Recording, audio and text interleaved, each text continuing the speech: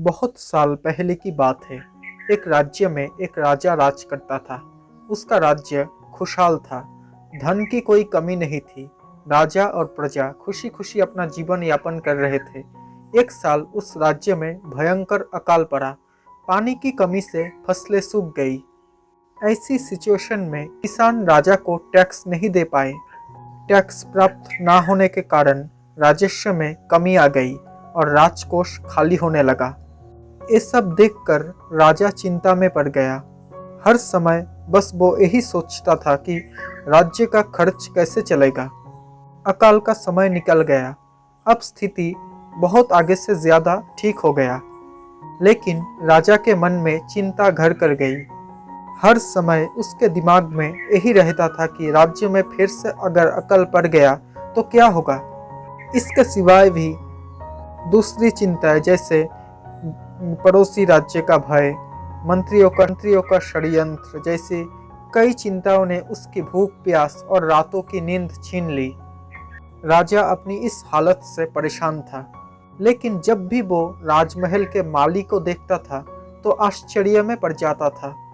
दिन भर मेहनत करने के बाद वो रूखी सूखी रोटी खाकर और पेड़ के नीचे सो जाता था। कई बार राजा को उससे जलन होने लगी। एक दिन उसके राज दरबार में एक सिद्ध साधु पधारे। राजा ने अपनी समस्या साधु को बताया और उससे दूर करने सुझाव मांगा। साधु राजा की समस्या अच्छी तरह से समझ गए थे। वो बोले, राजन, तुम्हारी चिंता की जड़ राजपाट है। अपना राजपाट अपने पुत्र को देकर चिंता मुक्त हो जाओ। इस पर राजा बोला, गुरुवर, मेरा बालक सिर्फ 5 साल का है। वो अभी नाबालक है। वो कैसे राजपाट संभालेगा। अब साधु बोले, तो फिर ऐसा करो कि अपनी चिंता का भार तुम मुझे सौंप दो। राजा तैयार हो गया और उसने अपना राजपाट साधु को सौंप दिया। इसके बाद साधु ने पूछा, अब तुम क्या करोगे। तब राजा बोला, सोचता हूँ कि अब कोई व्यापार कर लूँ। अब साधु बोला, लेकिन उसके लिए धन की व्यवस्था कैसे करोगे। अब तो राजपाट मेरा है।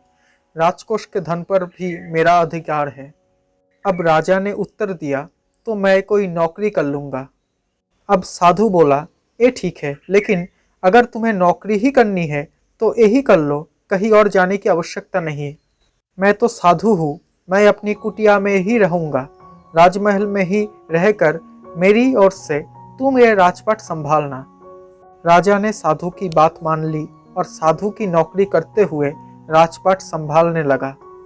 साधु अपनी कुटिया में चले गए। कुछ दिन बाद साधु फिर राजमहल आए और राजा के साथ बैठकर उसने पूछा, तो कहो राजन, अब तुम्हें भूख लगती है या नहीं, और तुम्हारी नींद का क्या हाल है। तब राजा बोला, अब तो मैं खूब खाता हूँ और गहरी नींद सोता हूँ। पहले भी मैं राजपाट का काम करता था, अब भी करता हूँ। फिर ये परिवर्तन कैसे, ये मेरी समझ के बाहर है। तब साधु मुस्कुराते हुए बोले, राजन, पहले तुमने काम को बोझ बना लिया था और उस बोझ को हर समय अपने दिमाग में हावी होने देते थे। लेकिन राजपाट मुझे सौंपने के बाद तुम हर काम अपना कर्तव्य समझकर करते हो, इसलिए चिंता मुक्त हो। दोस्तों, जीवन में जो भी काम करो अपना कर्तव्य समझकर करो, ना कि बोझ समझकर। यही चिंता से दूर रहने का तरीका है। दोस्तों, अगर आपको ये कहानी पसंद आई हो तो प्लीज़ मेरे इस चैनल को सब्सक्राइब कर लेना और नोटिफिकेशन बेल आइकन को ऑन कर लेना, ताकि जब भी मैं ऐसी कोई वीडियो बनाऊँ तो सबसे पहले आप तक नोटिफिकेशन पहुंच जाए। Thank you so much for watching this video.